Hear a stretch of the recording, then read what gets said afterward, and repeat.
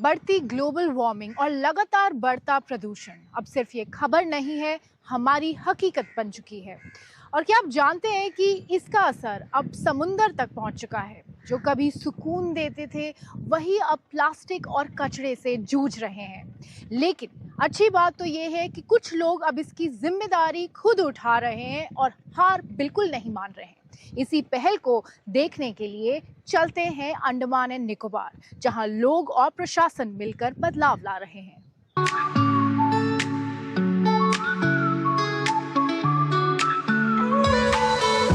Crystal clear नीला पानी, soft white sand और vibrant marine life, ये जगह किसी ड्रीम वाइब से कम नहीं।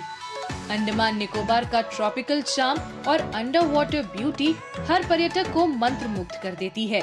लेकिन दूसरी जगहों की तरह ये खूबसूरत द्वीप भी अब प्रदूषण की मार झेल रहे हैं। यही चुनौती स्थानीय प्रशासन और समुदाय के लिए एक अलर्ट बन गई है, जो अब मिलकर इन तटों और समुद्री जीवन को बचाने की मुहिम में जुट गए हैं। जब समुदाय साथ हो तो गंदगी के खिलाफ एक मजबूत संदेश बन जाता है। आज हम मौजूद हैं साउथ ऑफ पोर्ट ब्लेयर में, जहां एक community led beach cleaning organize किया गया है। प्लास्टिक कचरा, खाली बोतलें और पॉलिथीन आज भी बड़ी चुनौती है। पोर्ट ब्लेयर में ग्राम पंचायतों के साथ स्थानीय प्रशासन, भारतीय तट रक्षक बल और शैक्षणिक संस्थान मिलकर नियमित बीच क्लीनिंग अभियान चलाते हैं।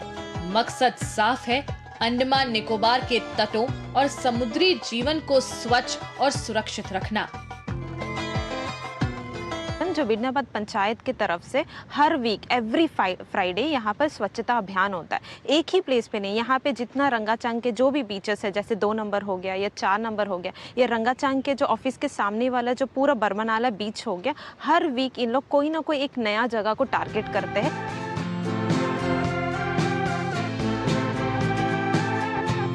कहते हैं हीरोज हमेशा कैप नहीं पहनते, कुछ तो समंदर की गहराइयों में जा करके जिंदगियां बचाते हैं। अंडमान का फॉरेस्ट डिपार्टमेंट भी ऐसे ही हीरोज की एक टीम है, जो अंडर वाटर मॉनिटरिंग से लेकर के कोरल रिस्टोरेशन तक मरीन लाइफ की सुरक्षा करते हैं। अब मिलते हैं उन अनदेखे नायकों से जो अंडमान निकोबार की समुद्री जीवन के सच्चे रक्षक हैं। गहराई में नजारों से दूर अंडमान और निकोबार द्वीप समूह का वन विभाग कोरल संरक्षण से लेकर फंसे कछुओं के बचाव तक अहम काम कर रहा है। इसके लिए विशेष स्कूबा प्रशिक्षण और आधुनिक उपकरणों के साथ टीम समुद्र की गहराइयों में उतरकर संरक्षण की जिम्मेदारी निभा रही है। समंदर के अंदर ये हीरोज एक साइलेंट बैटल लड़ रहे हैं, घोस्ट नेट्स को हटाकर मरीन एनिमल्स को बचाने से लेकर इलीगल एक्टिविटीज को रोकने तक। ये डाइवर्स रोजाना ओशन की क्लीनिंग कर रहे हैं और रेस्क्यू ऑपरेशन भी, ताकि ये ओशन हमारे लिए सेफ बन सके।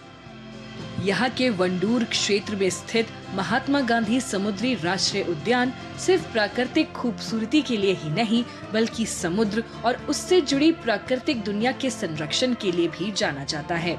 यहाँ स्थित समुद्री चेतना केंद्र, जहाँ समुद्री कछुओं, मगरमच्छों, मैनग्रोव्स और कई दुर्लभ समुद्री जीवों से जुड़ी अहम जानकारियाँ भी दी गई हैं, ताकि लोग समुद्र के भीतर मौजूद इन अनोखी दुनिया को करीब से समझ सके। हमारी मुलाकात वन विभाग के फॉरेस्टर और स्कूबा डाइवर मोहम्मद हुसैन से हुई, जिन्होंने बताया कि विभाग समुद्री संरक्षण को लेकर लगातार सतर्क और सक्रिय है। वे नियमित रूप से समुद्र के भीतर निगरानी, सफाई और बचाव कार्य करते हैं, ताकि समुद्री जीवन सुरक्षित रह सके और पारिस्थितिकी संतुलन बना रहे। लास्ट ईयर हमने 1 lakh kgs of plastics around the beaches collect किया। पूरा Mahatma Gandhi marine national park, हमारा जो वाइल्ड लाइफ डिवीजन है, इन्होंने जितने भी बीचेस में कलेक्ट करके प्लास्टिक 1 लाख kg प्लास्टिक्स, आप इमेजिन कर सकते हैं कितना होगा क्वांटिटी, उतना kgs ऑफ हमने रिकवर करा है बीचेस से। और अंडर वाटर जो नेट वगैरह जितना है करके 1 lakh kgs is a huge quantity.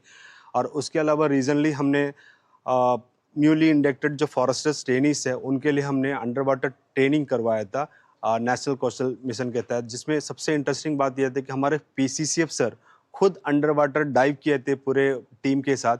जाके उन्होंने अंडर वाटर जो ट्रेनिंग कंप्लीशन सर्टिफिकेट है उन्होंने अंडर वाटर दिया था। अंडमान निकोबार के ये प्रयास दिखाते हैं कि सामूहिक जागरूकता और समर्पण से ही समुद्र और प्रकृति को बचाया जा सकता है, ताकि आने वाली पीढ़ियां भी इसकी खूबसूरती देख सकें।